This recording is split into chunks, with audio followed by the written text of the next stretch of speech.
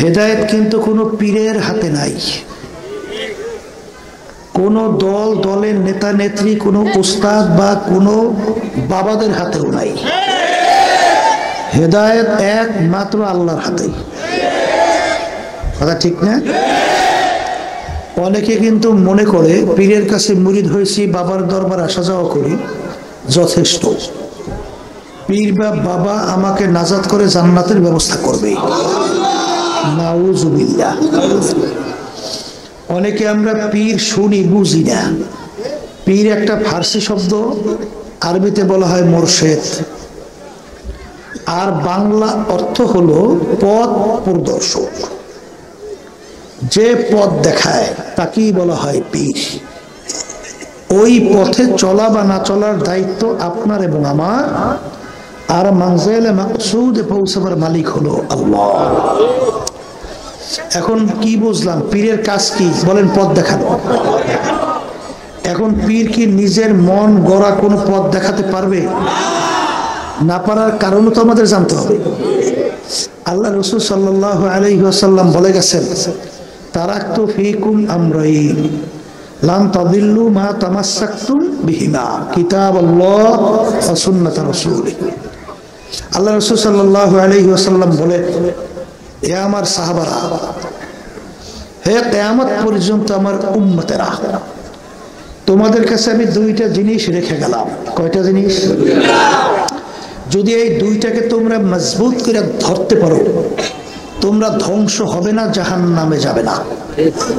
কয়টা জিনিস বলেন? একটা হলো কুরআনুল কারীম, আল্লাহর কিতাব, আর একটা আল্লাহ রাসূলের সুন্নাহ।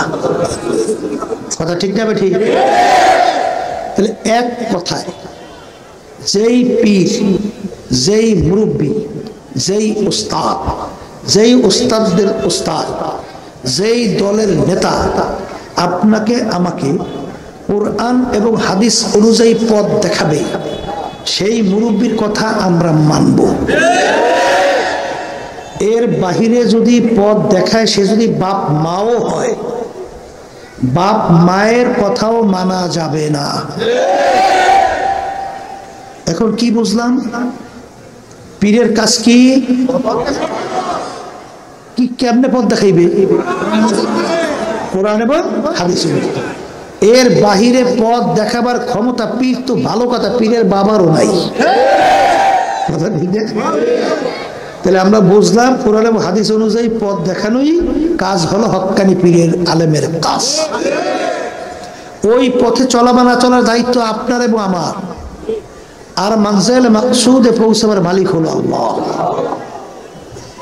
এর জন্য দেখবেন হক্কানি ওলামায়ে কেরাম অনেক সময় আলোচনার পরে তারা বলে, ওমা আলাইনা ইল্লাল বালাগ, আমাদের দায়িত্ব হলো তোমাদের কাছে দাওয়াত পৌঁছানো। এটা তোমরা মানো বা না মানো, এটা আমাদের দায়িত্ব, জোর করে মানানো না।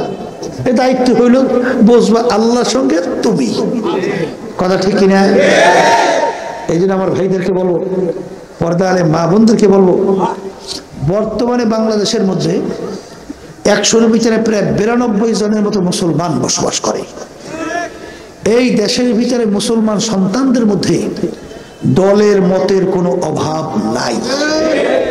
আমি যদি মুসলমানদেরকে জিজ্ঞাসা করি যে আপনার আল্লাহ যাকে মানেন, আমি আল্লাহ কাকে মানি? একই আল্লাহ। কথা ঠিক কিনা? আমাদের আল্লাহ ভিন্ন না এক? আমাদের রসুল এক না ভিন্ন? কোরআন এবং হাদিস এক না ভিন্ন?